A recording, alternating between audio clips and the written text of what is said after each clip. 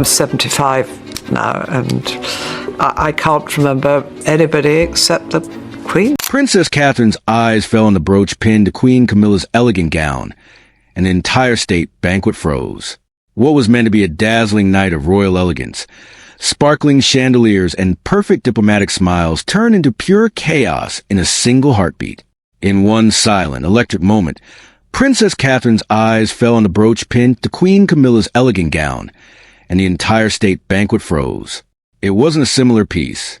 It wasn't a tribute. It was Diana's brooch, the exact one Catherine believed should never be worn without permission, deep respect, or William's blessing. The air in the grand hall grew thick. Camilla's fingers instinctively moved to touch the jewel.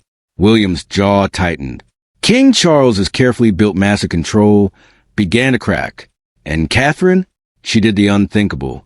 She slowly rose from her seat and stopped the entire royal service with one quiet but devastating question. Why are you wearing it? That single moment shattered years of fragile peace. If you love these raw, shocking, and deeply dramatic royal family stories that no one else dares to tell, then make sure to subscribe to my YouTube channel Palace Expedition right now. Hit the subscribe button and turn on the bell notification so you never miss the next explosive update. This is just the beginning. There's so much more coming. Now, let's go deep inside what really happened that night. What was supposed to be a glittering evening of royal elegance and diplomatic charm turned into one of the most explosive nights in modern monarchy history. In a single heartbeat, Princess Catherine locked eyes on the brooch pinned to Queen Camilla's gown, and the entire banquet hall froze. It wasn't similar. It wasn't symbolic. It was Diana's brooch. The very piece Catherine believed should never be worn without permission, respect, or meaning. Before we unpack how this single jewel nearly broke the royal family apart, smash that subscribe button and turn on notifications. You won't want to miss what happens next. Catherine didn't flinch. She didn't turn away. For several electric seconds, the Princess of Wales sat motionless, as if her body had understood the betrayal before her mind could form the words. Across the table, Camilla felt the stare like a spotlight. Her fingers drifted instinctively toward the brooch. William caught the movement first. His gaze shifted from his wife to the jewel, and something inside the future king turned to steel. This wasn't mere jewelry. This was memory pinned to silk. This was grief displayed under chandeliers for the world to see. A state banquet is no casual dinner party. It's one of the most formal events in the royal calendar. A meticulously staged spectacle designed to project power, friendship between nations, and unbreakable family unity. King Charles had desperately needed this night to run smoothly. After weeks of private strain, he wanted the world to believe the House of Windsor still stood as one. But Catherine understood the price of silence. William reached under the table for her hand, not to quiet her, but to steady her. She gently pulled away. That small gesture told him everything he needed to know. This wasn't rage. It was raw, protective pain. Camilla looked down, then slowly back up.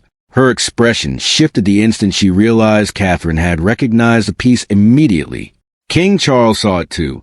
For the first time that evening, the monarch's iron composure began to fracture. Then Catherine did what no one expected. She rose from her chair. The quiet in the room turned dangerous. Servers paused mid-step. Heads turned toward the head table. William stood half a second later, close enough to show solidarity, but giving her the space to speak. In a calm but commanding voice that carried across the stunned hall, Catherine asked for the service to stop. Then came the question that cut through decades of protocol. Why are you wearing it? The words landed like a thunderclap. To Camilla, the brooch represented acceptance, a bridge over old wounds.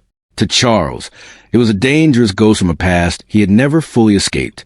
To William, it was his mother's memory crashing into the present at the worst possible moment. And to Catherine, it was a sacred boundary crossed in public. The tension hadn't appeared out of nowhere. Weeks earlier, during a private family gathering at Kensington Palace to plan a memorial tribute for Diana, Catherine had made one clear request. Diana's most personal pieces, including the brooch, should remain untouched until William decided their future. Camilla, however, had asked Charles if she could wear the brooch at the upcoming state banquet. As a gesture of unity, Charles had listened but offered no firm refusal.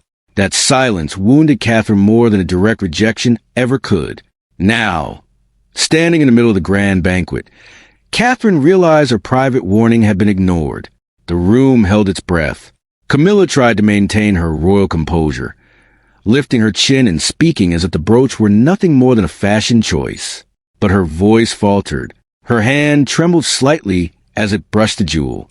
Charles leaned toward her and quietly ordered her to remove it. The hesitation that followed changed everything. Catherine's grief sharpened into disbelief. William's jaw locked tight.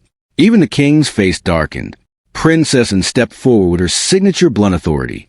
"This is no longer about jewelry," she said in a low, icy tone. "This is about judgment." In that moment, Catherine displayed something more powerful than any crown, moral authority. She wasn't the queen yet, but she stood as the guardian of Diana's legacy and the protector of her husband's deepest wounds. Later that night, Catherine requested a private meeting with Camilla. No aides, no guards, no prepared statements. Just two women facing each other in the long shadow of Diana. In the quiet of the private sitting room, Catherine spoke with quiet sadness but unbreakable resolve. Unity cannot be forced by wearing another woman's pain. It must be earned with genuine respect. Camilla listened. The defensiveness slowly melted away, replaced by understanding. She reached for the brooch, removed it with steady hands, and placed it on the table between them. "I will not wear it again." It was a small gesture, but in the world of royal symbols, it carried enormous weight. By morning, the story had exploded across Britain and beyond. Images of Catherine standing tall, while Camilla sat frozen flooded every headline. One newspaper captured it perfectly. The brooch that stopped the palace. Flowers began appearing outside Kensington Palace gates. Quiet tributes to Diana's enduring memory. The public didn't see Catherine as a troublemaker. They saw her as a protector. King Charles moved quickly to contain the damage. New restrictions were placed on Diana's personal jewelry. Every piece would now require full family agreement before being worn. Catherine didn't seek revenge or public victory. She simply drew a clear line. Diana's memory would never again be treated as a styling accessory or a convenient symbol of unity. William stood firmly by her side. He saw his wife's actions not as an embarrassment to the family, but as its salvation, a necessary defense of conscience over convenience. Princess later found Catherine and offered rare words of praise. "What you did wasn't defiance," she said. "It was stewardship. You protected something far more valuable than tradition." In the end, the monarchy survived that night, not because it silenced the conflict, but because Catherine had the courage to face it. She reminded everyone, inside the palace and across the nation, that true loyalty to crown sometimes means standing up when protocol demands you stay seated. Diana's memory remains untouchable. And the future of the royal family will be shaped not by erasing the past, but by honoring it with honesty and respect. What do you think? Did Catherine do the right thing that night? Drop your thoughts in the comments below. Thanks for watching. If you love these deep royal stories, give this video a thumbs up, subscribe, and hit the bell. I'll see you in the next one.